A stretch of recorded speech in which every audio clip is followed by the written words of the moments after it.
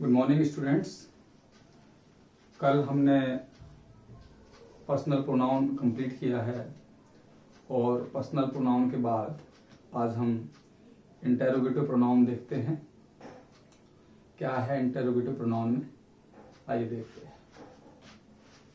Interrogative pronoun it is used to ask questions. जैसा कि interrogative से आप जानते हैं प्रश्न की बात होती है, इंटरोगेशन प्रश्न से रिलेटेड होता है, तो ये बात तो प्रोनाउन वाली है। तो यहां पर एक बात तो क्लियर है कि जब ये प्रोनाउन है तो नाउन जैसा इसका फंक्शन होगा, ये तो 100% क्लियर है। लेकिन फंक्शन जरूर नाउन जैसा होगा, लेकिन उस फंक्शन में भी ये क्वेश्चन करने का काम करेगा। It is used to ask question. इसका प्रयोग किस लिए किया जाता है? प्रश्न पूछने के लिए। तो इंटेरोगेटिव प्रोनाउंस आपके होते हैं 5: who, whom, whose, what, which। अब इन पांचों को हम किन कंडीशंस में और किस तरह यूज करते हैं ये हमें आज सीखना है, ठीक है? तो देखते हैं, आइए। फॉर पर्सन्स, ह्यूमंस, पर्सन्स या ह्यूमंस के लिए आप 3 प्रोनाउन यूज कर सकते हैं। अगर सब्जेक्टिव केस में यूज करेंगे आप कर्ता की तरह तो हु का यूज करेंगे, ऑब्जेक्टिव केस में यूज करेंगे तो हुम का यूज करेंगे, और पजेसिव केस में हुज का यूज करेंगे। 3 केसेस की हम बात कर ही रहे थे। एग्जाम्पल बतौर देख लीजिए, मैं आपको बता देता हूं। जैसे आपसे सवाल किया जाए सब्जेक्ट की जगह हु आर यू, तो यहां हु जो पूछा जा रहा है, इट मीन्स यहां पर आप ये मान लीजिए आपका नाम पूछा जा रहा है। जब आपसे ये सवाल किया जाए कि हु आर यू, तो आप इसका आंसर सिंपली दे सकते हैं आई एम प्रताप। इसी तरह से हुम से सवाल कर सकते हैं आप, हुम डू यू लाइक। तो यू आपका इसमें सब्जेक्ट है और जिसको आप लाइक करेंगे वो ऑब्जेक्ट होगा, तो आपका आंसर आ जाएगा कोई भी जिसको आप लाइक करते हैं। तो आई लाइक मोहन, तो मोहन आपका उस हुम की जगह पर आया, तो ये ऑब्जेक्टिव केस का प्रोनाउन हो गया। इसी तरह से पजेसिव केस का प्रोनाउन होता है हुज इज दिस बुक। ये क्वेश्चन हो गया, आप आंसर दे सकते हो यहां पर। दिस इज मोहन्स बुक, तो देखिए पजेसिव मोहन्स आया नहीं आया, तो पजेसिव का प्रोनाउन हो गया ये। इसके अलावा अब आप विच का कहां यूज करते हैं वो आप देखिए। ह्यूमन, नॉन ह्यूमन, विच का यूज आप दोनों में कर सकते हो, लेकिन विच का जो प्रयोग होता है वो सिलेक्शन के लिए होता है। विच का प्रयोग किस लिए होता है? चुनाव के लिए, सिलेक्शन के लिए। विच यानी एक सी कई वस्तुओं या व्यक्तियों में से कौन सा। एक से कई वस्तु या व्यक्ति, चाहे ह्यूमन हो चाहे नॉन ह्यूमन हो, दोनों कंडीशन में आप विच यूज कर सकते हैं। ये गलतफहमी दिमाग से निकाल दीजिए कि विच का यूज ही आप सिर्फ नॉन ह्यूमंस के लिए करेंगे। Which is for selection. 2 और मोर सिमिलर ऑब्जेक्ट्स हो सकते हैं, उन 2 और मोर सिमिलर ऑब्जेक्ट्स में आप सिलेक्शन जहां करना होगा, आपको चुनाव जहां करना होगा, उस कंडीशन में आप कर सकते हैं, चाहे वो ह्यूमन हो या नॉन ह्यूमन हो, इससे कोई फर्क नहीं पड़ता। For example, which is your car?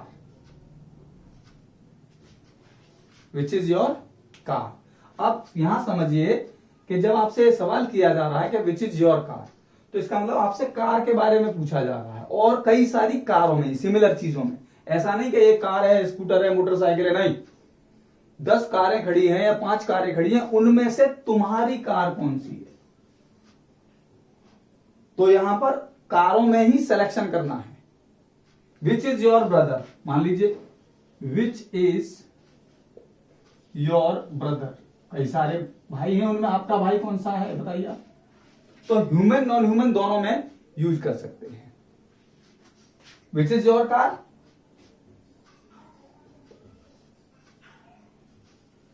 The red one is mine. मान लीजिए आंसर दे दिया मैंने, लाल वाली मेरी है। तो क्या है लाल वाली? कार में ही। ऐसे ही द बॉय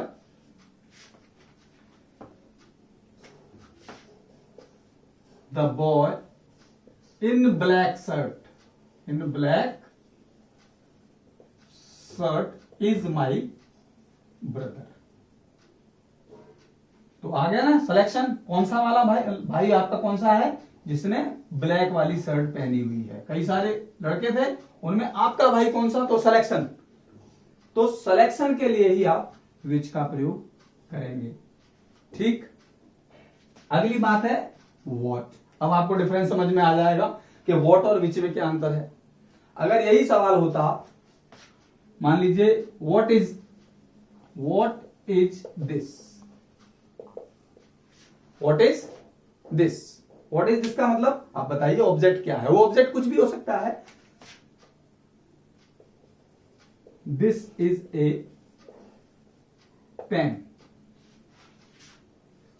मान लीजिए विच इज योर, यहां कार लगा हुआ है, मतलब सिमिलर चीजों में अगर ऐसे होता व्हाट इज योर्स, तो वहां पर समझ लीजिए कार भी है, मोटरसाइकिल भी है। आप बताइए आपका क्या है, कार है कि मोटरसाइकिल है या स्कूटर है। तो विच सिलेक्शन के लिए व्हाट, विदाउट सिलेक्शन के लिए नॉन ह्यूमंस में व्हाट का यूज कर सकते हैं। अगर आप व्हाट का यूज ह्यूमन के लिए करेंगे, व्हाट का यूज ह्यूमन के लिए करेंगे, तो आपको ऑक्यूपेशन का बोध होगा, व्यवसाय, प्रोफेशन क्या है आपका। देखिए हु से जब आपने सवाल किया हु आर यू, और जब आप व्हाट से सवाल करेंगे ह्यूमन में, तो आपको यहां प्रोफेशन बताना पड़ेगा। जैसे एग्जांपल देखिए, what is your father, what is your father. तो यहां पर आपसे क्या पूछा जा रहा है, आपका प्रोफेशन पूछा जा रहा है। तो आप बता सकते हो ही इज ए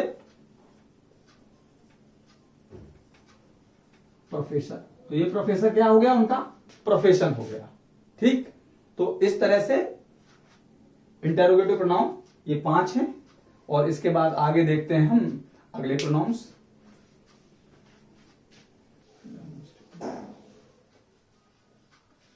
तो अगला है हमारा डेमोन्स्ट्रेटिव प्रोनाउन। डेमोन्स्ट्रेटिव प्रोनाउन को हम हिंदी में बोलते हैं संकेतवाचक सर्वनाम। These pronouns are used to point out, या डेमोन्स्ट्रेट का मतलब भी वही होता है, प्रदर्शित करना या संकेत करना। पर्सन और थिंग्स को की ओर इशारा करेगा, एक तरह से संकेत करने का काम करेगा। तो देखिए दिस, दैट, दीज, दोज, सच, ये सब हमारे डेमोन्स्ट्रेटिव प्रोनाउन हैं। लेकिन एक बात यहां पर याद रखेंगे आप कि ये डेमोन्स्ट्रेटिव प्रोनाउन के साथ साथ डेमोन्स्ट्रेटिव एडजेक्टिव भी हैं। डिपेंड करता है यूज पर। अगर इनका फंक्शन नाउन जैसा है तो ये प्रोनाउन होंगे, अगर इनका फंक्शन एडजेक्टिव जैसा है तो ये एडजेक्टिव होंगे।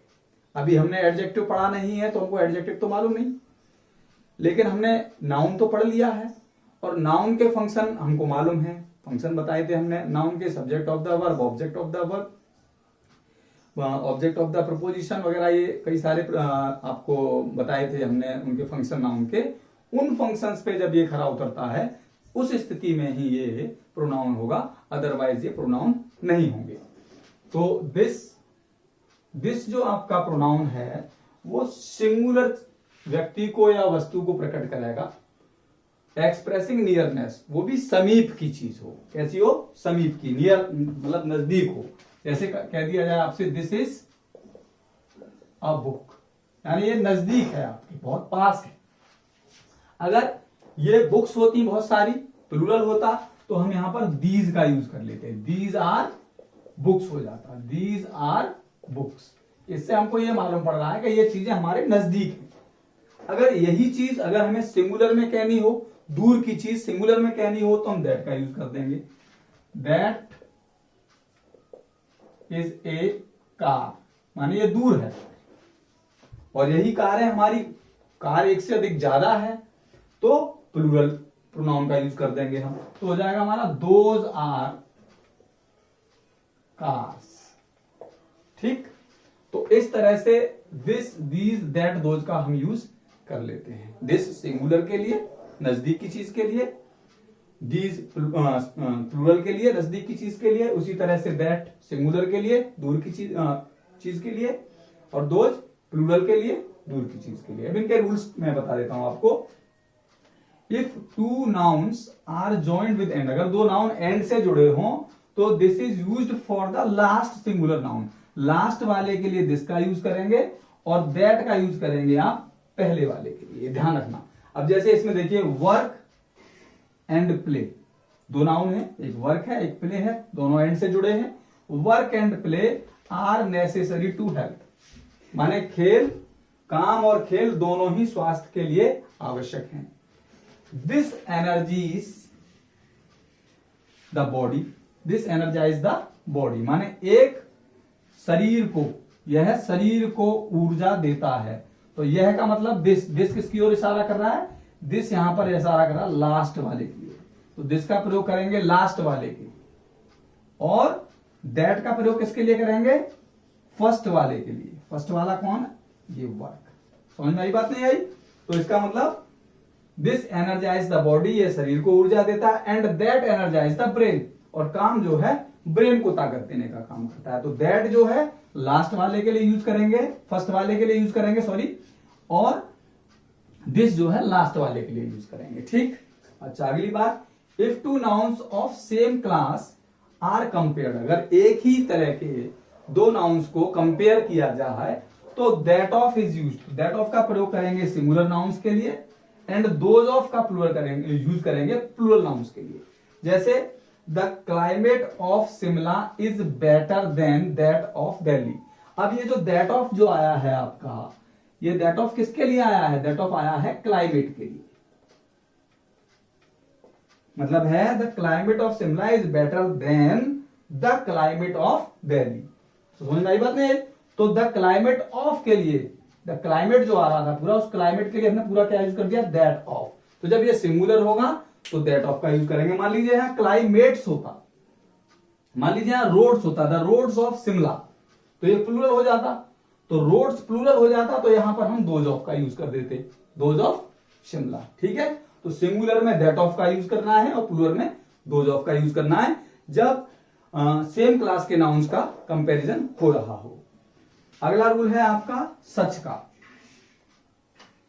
सच is use as demonstrative pronoun, such को भी हम डेमोन्स्ट्रेटिव प्रोनाउन की तरह यूज कर लेते हैं इन बोथ सिंगुलर और प्लूरल, दोनों में ही, चाहे वो सिंगुलर हो, सिंगुलर में भी सच का यूज कर सकते हैं हम और प्लूरल में भी हम यूज कर सकते हैं। एग्जाम्पल है सच, देखिए वैसे भी देख लीजिए, प्रोनाउन पर खड़ा उतरता है वर्ब और ये वर्ब का सब्जेक्ट, तो प्रोनाउन तो सब्जेक्ट का ही काम करेगा या ऑब्जेक्ट का काम करेगा। तो सच इज योर मिस्टेक, तो सिंगुलर में सच हो गया। अगर प्लूरल भी मिस्टेक्स होता है यहां पर तो आप आर लगा देते, तो दोनों कंडीशंस में ही हम सच का प्रयोग कर सकते हैं। ठीक है, तो आज हमारा डेमोन्स्ट्रेटिव प्रोनाउन और इंटरोगेटिव प्रोनाउन खत्म हो गया। कल हम अगली प्रोनाउंस पढ़ेंगे। धन्यवाद।